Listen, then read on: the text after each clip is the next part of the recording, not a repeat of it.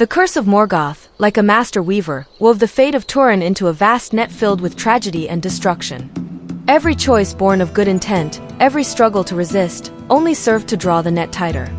In the year First Age 496, when Turin, after enduring great hardship, finally reached his long yearned for home of Dorlaman, he did not find the suffering kin he had imagined, but a lifeless, hollow city enslaved by the Easterlings. He sought out Brada, the Easterling chieftain, and demanded the whereabouts of his mother and sister. Brada's wife, a woman of the house of Hadar who had been forced into marriage, told Turin the truth. Morwen and Nienor had departed years ago for the safety of Doriath. In that moment, Turin realized he had been played like a puppet by the lies of Glorung. For the sake of a false phantom, he had abandoned the only opportunity to save Finduilas. Consumed by uncontrollable rage and remorse, he slew Brada and, under the cover of a revolt by the remnants of the house of Hadar, fled Dorlaman, racing southward toward the forest of Brethil. Meanwhile, in Doriath, Morwen, unable to bear the agony of separation from her son, disregarded the counsel of King Thingol and insisted on traveling to Nargothrond herself to seek Turin. Nienor, unable to bear her mother risking such peril alone, secretly followed her. Yet, when they reached the ruins of Nargothrond, they encountered the dragon Glorung, who lay in wait there. The dragon, with his baleful gaze, cast a wicked spell upon Nienor. She would forget all that she was, including her name, her past, and all her sorrows. In a sudden, absolute darkness, Nienor lost all memory. She ran in terror through the wilds until, exhausted, she collapsed on the fringes of the forest of Brethil, falling precisely upon the grave of her brother, Turin. Before long, Turin discovered this unconscious, naked, and beautiful woman in the forest. He knew not who she was, nor did she know herself. When she awoke, she wept bitterly, unable to bear the pain of her lost memory. Turin, looking upon her tear-stained face, was moved with pity and named her Ninjal, meaning Tear Maiden. He brought her back to the camp of the Halidin and tended to her himself. In this secluded forest, two cursed souls found temporary solace in one another's company. At the other end of the world, the bloodline of hope continued. In First Age 497, Dior, the son of Burin and Luthien, with the elven maiden Nimloth of Doriath. Their union brought together the blood of elves, men, and Mare once more. In the forest of Brethil, Turin fell deeply in love with the mysterious Tear Maiden and sought Ninjal's hand in marriage. Yet, deep within Nienor, an unspeakable dread warned her against it, and she refused. But Turin's love was so fierce and persistent that Nienor, yearning for a harbor where she might find rest from the boundless torment of her amnesia, eventually yielded. In First Age 498, she consented, and Turin and Ninjal were wed amidst the blessings of the Halidin. They passed a brief and happy time, and Nienor conceived. Turin seemed to have finally escaped his ill fortune and found the peaceful life he had dreamed of.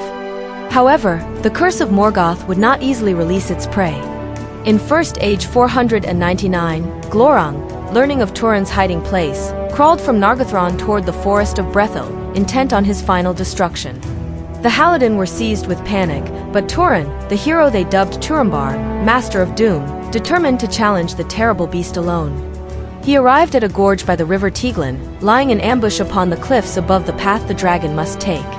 As Glorung's massive bulk crawled beneath him, Turin descended and drove his black sword, Anglical, deep into the dragon's soft underbelly, thrusting to the hilt. Glorung let out a scream that shook the earth in his agony. He rolled across the river and collapsed on the far bank, gasping his last. Though Turin had won the victory, he was scorched by the dragon's venomous blood and fell into a death-like swoon. Ninjal, then with child, could not endure the worry for her husband and, ignoring all pleas, arrived at the battlefield. She beheld Turin lying upon the ground and believed him dead. As she stood in the depths of her grief, Glorung used his final strength to open his baleful, magical eyes. He broke the spell of forgetfulness he had cast upon Nienor and, with the most wicked words, revealed the truth. Bid farewell to your brother, Turin, son of Hurin, who has slain your friend, abandoned your kin, and now has taken you as his wife. The moment Glorung perished, all of Nienor's memories flooded back like a bursting dam. She recalled her name, her mother, and her cursed brother. When she realized the child in her womb was the kin of her own brother, a terror and despair too great to bear shattered her mind. Shrieking, she rushed to the cliffs above the Tieglin and leapt into the rushing waters below. Soon after, Turin awoke from his swoon. Brander the Lame, chieftain of the Halidin, told him all he had witnessed and the true identity of Ninjal. Yet, in the throes of shock and agony, Turin refused to believe the cruel truth, deeming it a lie fabricated by Brander out of jealousy. In his madness, he slew the innocent leader who had sought only to help him. Not until he heard the truth from an elven messenger sent from Doriath did he finally shatter. He ran back to the spot where Glorung had fallen and addressed his black sword. "Would you drink any blood, save for that of your master?" The blade hummed in response, as if to say, "I would drink your blood, that I may forget the blood of my master's friend." Thereupon, Turin set the hilt into the earth and cast himself upon the cold, sharp point. Thus did the children of Hurin meet their end under the relentless curse of Morgoth. In First Age 500, on the distant island of Tol Galen, the twins Allurd and Elurian were born to Dior and Nimloth. Meanwhile, Hurin, who had been imprisoned for 28 years, was suddenly released by Morgoth. Morgoth feigned mercy, but in truth, he sought to use the old man, full of resentment and despair, to wreak his final ruin. Hurin returned to Hithlum, but found only a broken home enslaved by Easterlings. In his fury, he reviled Lorgan, the Easterling chieftain, and departed once more. In First Age 501, Hurin, clutching one final hope, reached the borders of the encircling mountains in search of fabled Gondolin. His desperate cries were heard by Morgoth's spies. While this did not reveal the exact entrance, it confirmed to Morgoth that Turgon's kingdom lay hidden within those mountains.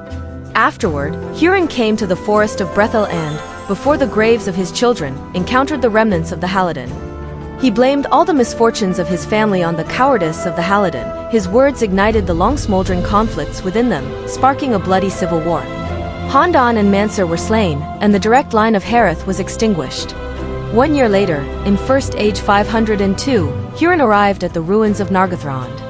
There, he slew Mim, the last of the petty dwarves, and from his hoard, took the legendary necklace Noglamir, crafted by dwarves and once belonging to Finrod. He brought this necklace, stained with blood and resentment, to Doriath and cast it at the feet of King Thingol as payment for the proper care taken of his family. Having accomplished this final, spiteful act, Hurin walked to the sea and cast himself into the waves.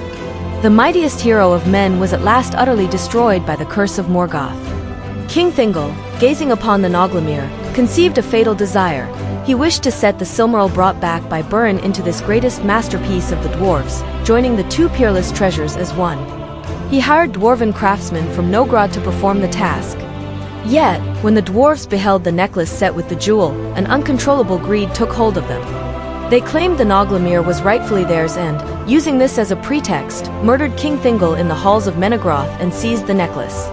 The dwarves were hunted down and destroyed by Beren and the elves of Doriath, and the necklace was reclaimed. Yet, the consequences of Thingol's death were catastrophic. Queen Melian, unable to bear the loss of her husband, found that her Maya power could no longer maintain the magical girdle of Doriath. She departed Middle-earth and returned to the gardens of Valinor. With her departure, the girdle vanished, and Doriath was no longer safe. In Gondolin, Tuor, the messenger of Ulmo, at last won the trust of King Turgon. He wed the king's daughter, the Princess Idril. This was the second, and final, union between elves and men. Their joining would bring the last glimmer of hope to a world on the brink of destruction, the Star of Hope, Erendel. Yet, in the shadows of the city, the jealous gaze of Maeglin watched it all. His cursed heart was pushing the White City, step by step, into the abyss of destruction.